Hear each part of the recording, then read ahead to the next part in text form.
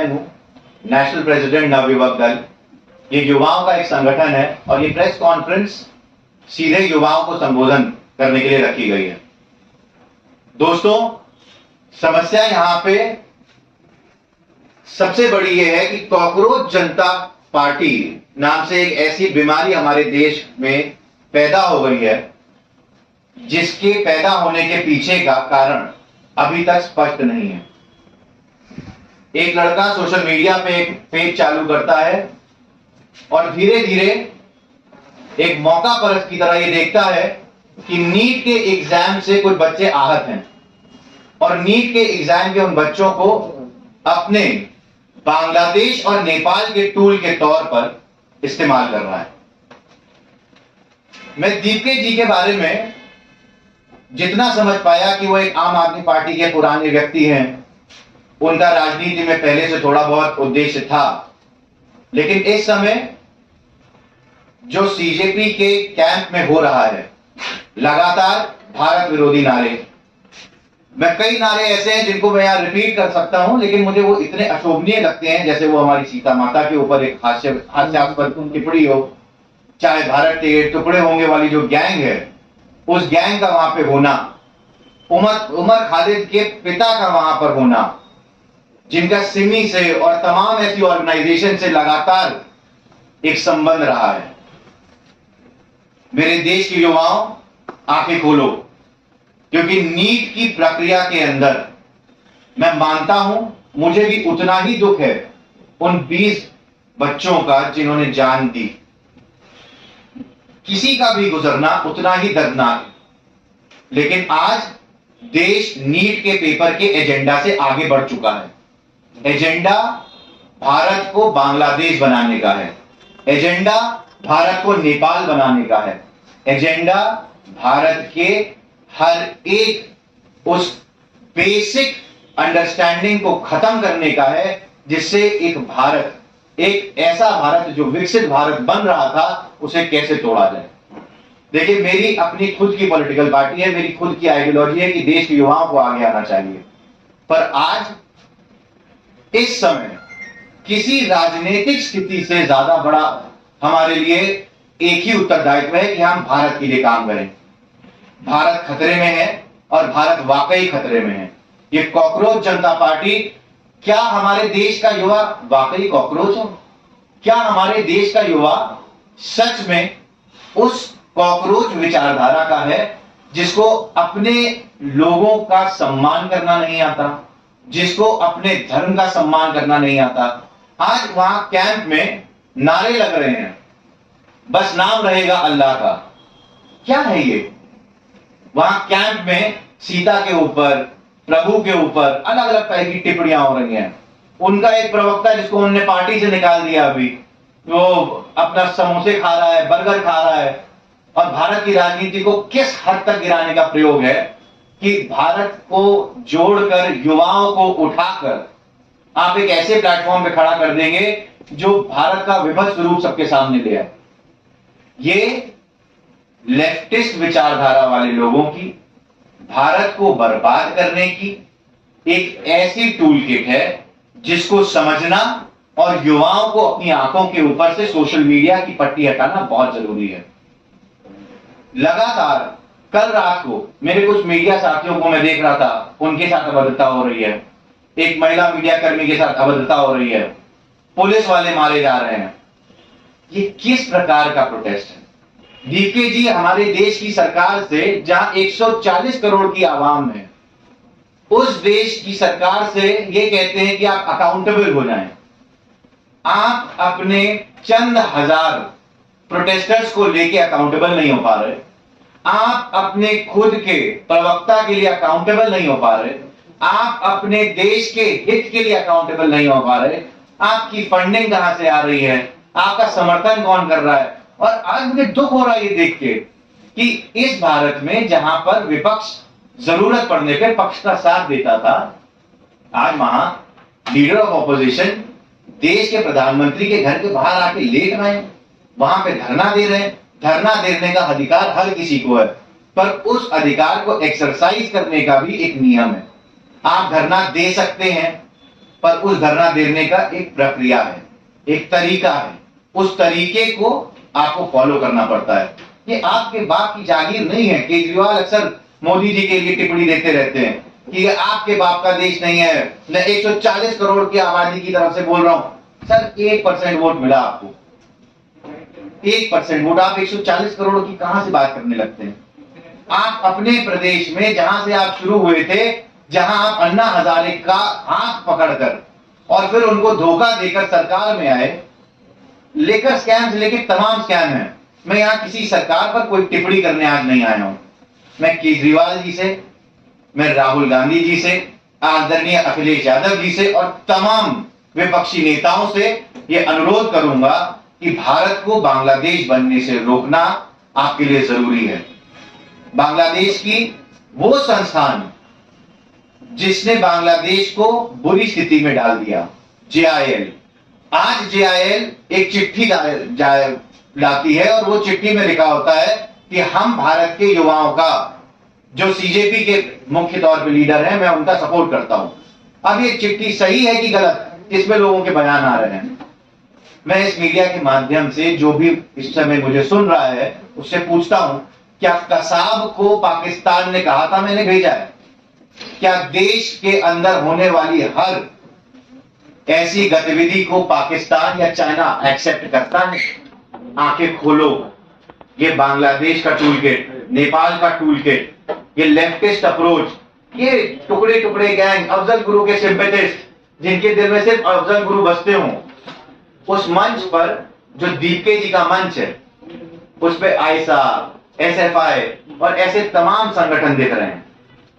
Sir, आपका जो नवयुवक दल है, वो जो प्रोटेस्ट कर रहे हैं बच्चे, उनके लिए क्या कहना चाहेंगे आप, और आपकी पार्टी उन यंगस्टर्स के लिए क्या काम कर रही है? देखिए, मैं यंगस्टर से सबसे पहले तो ये बोलूंगा, आप पढ़े लिखे लोग हो, आपके हाथ में फोन है, आप गूगल का इस्तेमाल करें, आप पढ़े लिखे आर्टिकल्स के बारे में जानें, आर्टिकल्स को पढ़ें और समझें कि आपको किसके लिए बात करनी है, क्या आपके हित की बात हो रही है। नीट के एग्जाम में जो गड़बड़ी हुई उसका रेक्टिफिकेशन करते हुए टोटल 720 बच्चों का री एग्जाम किया गया और उन 720 बच्चों में से भी 44 बच्चे फेल हुए। तो बाकी के जो 20 लाख में से 720 घटाएं तो 19 लाख कुछ बच्चों ने जिन्होंने मेहनत करी और वो सफलता के साथ अपनी पढ़ाई कर रहे हैं, वो अपनी लाइफ को एक पॉजिटिव वे में जी रहे हैं। मैं ये जानना चाहूंगा कि ये जो प्रोटेस्टर्स सो कॉल्ड यहाँ पे हैं, जो हिंसा कर रहे हैं, पत्थरबाजी कर रहे हैं, मारधार कर रहे हैं, गाड़ी तोड़ रहे हैं, ये प्रोटेस्टर्स कौन से बच्चे? इन बच्चों में हार्डली 10 या 15% बच्चे वो एक्चुअल बच्चे हैं जो गुमराह हैं, जिन लोगों को ये नहीं पता कि सोशल मीडिया पे दिखाए जाने वाले ये जो बड़े बड़े बयान, बड़े सुंदर पोस्टरों में देश की सरकार को बदनाम करने का जो प्रयास है। देखिए, देश की सरकार पे आप आक्षेप लगाएं, ये ऑपोजिशन का काम है और ताकतवर तरीके से लगाएं। पेट्रोल है, तमाम ऐसे मुद्दे हैं, इथेनॉल है, आप बात करिए ना, आप क्यों नहीं बात करते? पढ़ाई भी बड़ा मुद्दा है। पढ़ाई से बड़ा कोई दूसरा मुद्दा नहीं है, पर पढ़ाई के इस मुद्दे के अंदर क्या ये मुद्दा बचा? मैं आपका शुभ नाम जान सकता हूं? कनक जी, आप ये बताइए, 15 मई से लेके अभी तक जब नीट का पेपर दोबारा होके रिजल्ट आया, क्या पढ़ाई के मुद्दे को लेकर कोई संशोधन नहीं आया? 2024 का फेयर मींस एक्ट जो लाया गया एग्जाम पेपर्स को सही रखने के लिए, क्या वो अभी की सरकार ने प्रयास नहीं किया पढ़ाई के अंदर? और आपने बहुत अच्छा मुद्दा मुझे उठाया जो इस समय मेरे दिमाग में नहीं था। देखिए, मेरी नजर से जो धर्मेंद्र प्रधान जी ने किताबों के अंदर टेक्स्ट बुक लेवल पर चेंजेस किए हैं, जो पुराने दकियानूसी और खराब और मुगलिया सल्तनत के बारे में तारीफ करने वाले कसीदे लिखे गए थे, उनको हटाने का जो ये काम किया गया है, उससे लेफ्टिस्ट इतनी नाराज है कि उनको सिर्फ इस समय धर्मेंद्र प्रधान देख रहे हैं। और आप ये बताइए, आज भारत के अंदर पहले कितने इंस्टीट्यूशंस थे, आज कितने इंस्टीट्यूशंस हैं? पहले कितने IIM थे, आज कितने IIM हैं? पहले कितने डिग्री कॉलेजेस थे, आज कितने डिग्री कॉलेजेस हैं? पहले पढ़ाने वाले शिक्षकों में से संख्या कितनी बढ़ी है, कितनी कम हुई है? आप पत्रकार हैं, आप मुझसे ज्यादा जानते हैं। तो भारत के अंदर अगर मैं एज अ यूथ ये कह सकता हूं और एक ऑपोजिशन में बैठा हुआ एक ऐसा व्यक्ति इस चीज को समझ सकता है, और मीडिया जिसका काम है सरकार की बखिया उधेड़ना, अगर वो ये बात समझ सकता है कि सरकार ने इस देश की पढ़ाई को लेकर बहुत कुछ किया है, तो ये ऐसे कौन लोग हैं जिनको नीट का एक पेपर लीक को लेकर इतना बड़ा बखेड़ा खड़ा करना था? पेपर का मुद्दा तो खत्म हो चुका था, बात उन बच्चों की है। आप बच्चों की बात करिए, उन बच्चों को जो नहीं रहे उनके लिए क्या मुआवजा हो रहा है, आप उसकी आवाज उठाइए, मैं आपके साथ खड़ा हूं, सरकार उनके लिए करने को तैयार है। 2020 में एनईपी आए थे, नेशनल एजुकेशन पॉलिसी, उसके बाद से देश में तनाव बढ़ रहा है। आर यू एक्सेप्टेड इट और नॉट? सर, मैं ना तो सरकार में हूं और ना मैं सरकार के पक्ष और विपक्ष में बोलने के लिए यहां हूं। मैं यहां पर सिर्फ युवाओं को यह समझाने के लिए बैठा हूं। मैं नवयुवक दल का राष्ट्रीय अध्यक्ष हूं और मेरा संवाद सिर्फ नवयुवक दल के अलावा जितने भारत के युवा हैं उनसे है। आप किसी भी पॉलिसी का विरोध करें, आप किसी भी सरकार का विरोध करें, आप किसी को भी गलत या सही कह सकते हैं, पर क्या आप संसद उखाड़ देंगे, आप प्रधानमंत्री को बिगाड़ देंगे, आप रोडें उखाड़ देंगे, गाड़ियां तोड़ देंगे, भारत को बांग्लादेश बना देंगे और यहां पे उमर खालिद और ऐसे अफजल गुरु जैसे लोगों के थॉट प्रोसेस को एक एजेंडा बना लेंगे? क्या ये यूथ के साथ ठीक हो रहा है? क्या जो यूथ अपने आप को नीट और पेपर लीक से परेशान होकर सीजेपी से जोड़कर देख रहा था, आज उसको अपने आप के लिए कोई रास्ता नहीं दिख रहा। आज उस यूथ के पास कोई विजन, ऐसी कोई पार्टी का थॉट प्रोसेस नहीं है जो ये कह रहा हो कि तुम परेशान मत हो, मैं कर रहा हूं। और जहां तक आपके सवाल की बात है, मैं एक बहुत स्पष्ट शब्दों में कहूंगा, मैं भारतीय जनता पार्टी का, कांग्रेस का और हर उस पार्टी का पूरी तरह विरोध करूंगा जो युवाओं के साथ नहीं है। पर मेरे विरोध का मतलब ये नहीं है कि अगर भारत खतरे में है तो भी मैं सत्ता में आने के लिए देश के दुश्मनों को अपनी राजधानी में बैठाकर पोषित करूं, उनका साथ दूं और उनके लिए सड़कों पर जाकर अपने शरीर को बिछा दूं और देश के प्रधानमंत्री के घर को असुरक्षित कर दूं। तो आपके हिसाब से कौन लोग हैं जो इतनी भीड़ आ रही है, तोड़फोड़ कर रहे हैं, सरकारी संपदा का नुकसान पहुंचा रही है? इसके ऊपर जांच होनी चाहिए। हर एक व्यक्ति जो तोड़फोड़ कर रहा है, मैं इस मामले में जो सीएए के टाइम पे प्रोटेस्ट हुआ और उसमें योगी जी का जो कार्य करने का तरीका था, मैं कहूंगा उसका इस्तेमाल होना चाहिए। योगी जी का जो प्रक्रिया प्रोटेस्टर्स के अभद्रता, बदतमीजी और भारत को तोड़ने का प्रयास सीएए के दौरान जो हुआ था, उसी तरीके से पूरी ताकत से करना चाहिए। और ये जो लोग भारत को तोड़ रहे हैं, मुझे वो दिन याद है जब कुछ संत समाज के 300 लोग इंदिरा गांधी के सामने गौरक्षा के लिए खड़े थे और उनको गोलियों से छलनी कर दिया गया था।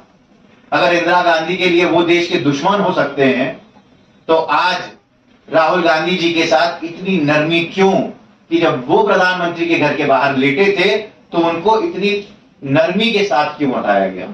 और आज जब सीजेपी पूरी तरीके से स्पष्ट रूप से सबको दिख रही है कि सीजेपी आतंकवादी संगठनों के साथ जुड़कर, आतंकवादी विचारधारा के साथ जुड़कर काम कर रही है, तो उन पे प्रेशर का इस्तेमाल करना सरकार की जरूरत है। और देश का हर एक युवा ये चाहेगा कि अगर भारत के अंदर घुसकर कोई आतंकवादी विचारधारा का आदमी नुकसान पहुंचा रहा है तो उसके साथ बल का प्रयोग हो, और असीम बल का प्रयोग हो जितना भारत के पास संभव है। तो आपके हिसाब से मतलब अभिजीत दीक्षित को अंदर कर देना चाहिए? अगर वो गलत है तो उसे अंदर होना चाहिए। इतना दिन नहीं हुआ, आपको कहने से हो जाए। तो अगर मेरे युवा साथियों को लगता है और उनको ये बात समझ में आती है कि उनको फॉलो नहीं करना चाहिए और वो प्रोटेस्ट से पीछे हटते हैं, तो उनके जो गुंडे यहां बचे हैं, उन गुंडों को पकड़ने में सरकार को सफलता मिलेगी। सर, आपको नहीं लगता कि ये बड़े बड़े राजनीतिक लोग जो इनको समर्थन कर रहे हैं, इनके खिलाफ भी कार्रवाई होनी चाहिए? जैसे डिम्पल यादव, अखिलेश यादव, राहुल गांधी और ये तमाम बड़े बड़े मनीष सिसोदिया, केजरीवाल, आतिशी, मार्लिन, ये सब आ गए हैं उनके पक्ष में, उनको भड़का रहे हैं और युवाओं के ऊपर लाठीचार्ज हो रहा है और ये सब अपनी अपनी कोठियों में आराम कर रहे हैं। कल भी ये लोग बैठे हुए थे। देखिए, ये जो बड़े बड़े नेता हैं अभी आपने आतिशी जी का नाम लिया, उनके इतिहास के बारे में सब जानते हैं। मीडिया के माध्यम से मैं उस बात को दोहराऊंगा नहीं, किसी पे आक्षेप लगाना मुझे पसंद नहीं है। लेकिन उन्होंने किसके लिए क्षमा याचना, किसके लिए रिक्वेस्ट की थी कि उसको फांसी ना हो, ये भी सब जानते हैं।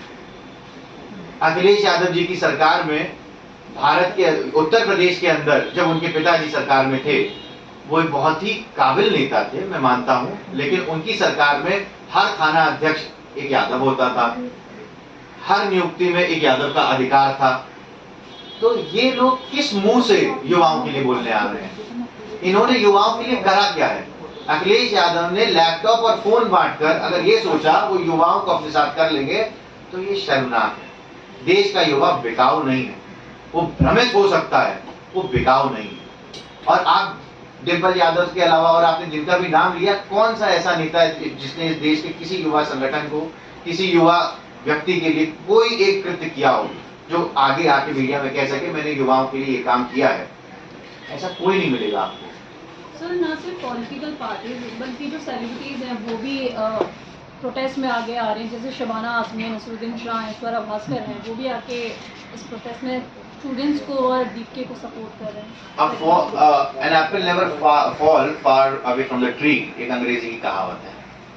जहां पे आला कमान के लोग होंगे, जहां पे ये आतंकवादी विचारधारा के लोग होंगे, नसरुद्दीन शाह साहब वहीं दिखेंगे, शबाना आजमी साहब वहीं मैडम वहीं दिखेंगी, है ना? ऐसे जो लोग हैं जो देश के गद्दार हैं, इन गद्दारों को आप मीडिया वालों को बॉयकॉट कर देना चाहिए, इनके स्टेटमेंट को ही नहीं सुनना चाहिए, इन्हें अनहर्ड, अनरिकॉग्नाइजेबल बना दीजिए। ये जाहिल हैं और इनको ना बात करना आता है और ना देश के लिए जीना आता है। अच्छा, एक और आप लोगों को बात स्पष्ट कर दूं, ये जो हमारा यूथ पूरी तरीके से अंधा हो चुका है, पूरा यूथ तो नहीं कहूंगा, मैं अपने शब्दों को वापस लेता हूं, ये जो यूथ इस प्रोटेस्ट में अपने हितों के लिए गलती से इनके पीछे चल दिया है, उनको सजग करने के लिए 26 तारीख को, इसी 26 तारीख को जुलाई को मैं एक कैंडल मार्च शुरू करूंगा, जो अंबेडकर जी के स्थल से शुरू होकर कारगिल दिवस के दिन वो दूसरी स्थान का नाम मैं भूल गया हूं, वॉर मेमोरियल तक हम जाएंगे। और इस कार्यक्रम को, इस प्रयोजन को वहां रखने का कारण सिर्फ ये है कि हमारे असली हीरोज कौन हैं। जंग में शहीद वो नौजवान, मनोज पांडे हो या ऐसे अनगिनत फौजी जिन्होंने कम उम्र में 22, 25, 35, 10 बहुत कम उम्र में हमारे देश के लिए जिन्होंने जान दी, जो हमारे असली हीरोज हैं, उनको श्रद्धांजलि अर्पित करेंगे। युवाओं से अपील है कि ज्यादा से ज्यादा मात्रा में आए। हर एक संगठन से अपील है कि अपने असली हीरोज को, अपने युवाओं को पहचानने के लिए और उनको याद दिलाने के लिए कृपया आगे आएं और 26 जुलाई की इस मार्च में हमारे साथ जुड़े।